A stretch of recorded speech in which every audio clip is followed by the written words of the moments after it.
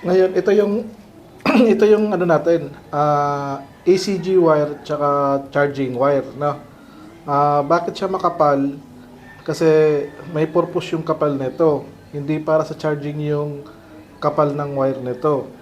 No, ang standard ng kapal natin sa charging natin ay pwede na yung 816 to 18. Tulad nito, yung charging natin, white tsaka yellow. Ang gauge nito 18 to 16, pwede na sa charging 'yon. Ngayon, kung mapapansin mo, maliliit lang din yung wire ng mga RR. White tsaka yellow, maliliit lang, 18. Ito rin, white, pink tsaka yellow, 18 din yung gauge ng RR natin. Kaya ibig sabihin, standard tong sukat na to sa mga charging system natin, charging wire natin, standard na sukat yan.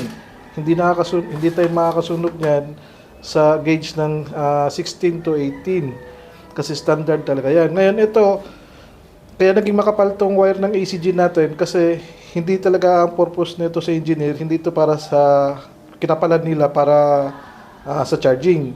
Ito kinapalan to kasi yung ACG natin at saka starter motor, isa lang ang trabaho niya. Isa lang din ang concept niya.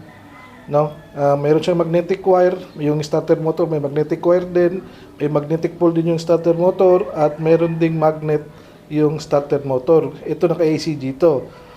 Kaya kung mapapansin nyo, lahat ng yung starter motor natin makakapal din yung wire, no? Ang purpose naman yan, kaya kinapalan ng wire na mga yan, kapag umikot yung starter motor natin or yung ACG natin, kapag may dragging siya, iinit yung starter motor, iinit yung ACG. Iinit at magbabaga rin yung wire na to. As in, baga talaga. Nauusok din to. Pag nagdragging yung mechanical niya, crankshaft niya, at magdadragging yon, hirap pa ikutin yung starter motor tsaka ACG. Kaya kinapalan to kasi masusunog yung wire.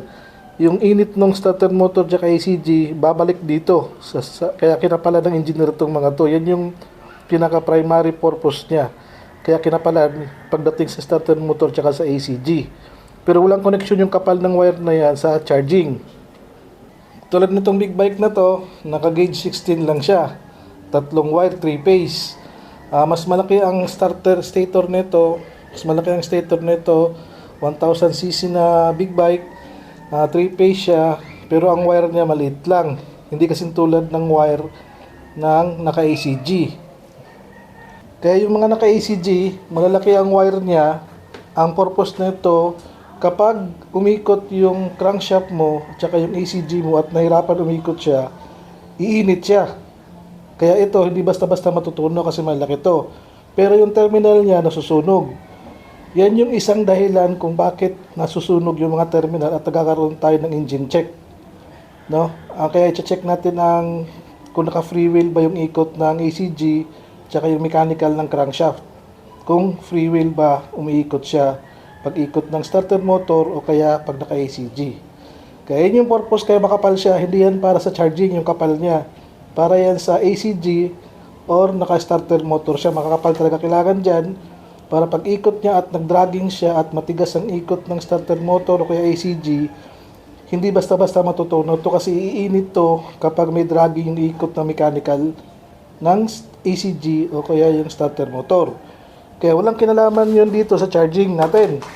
Sa charging natin, ito yung mga standard ng RR, 18 lang size niya.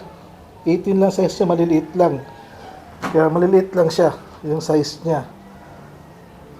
Maliliit lang siya, 18 lang. Yung sa big bike kanina, 16. Kaya hindi niya kailangan ng malaki kasi wala namang dragging sa RR natin.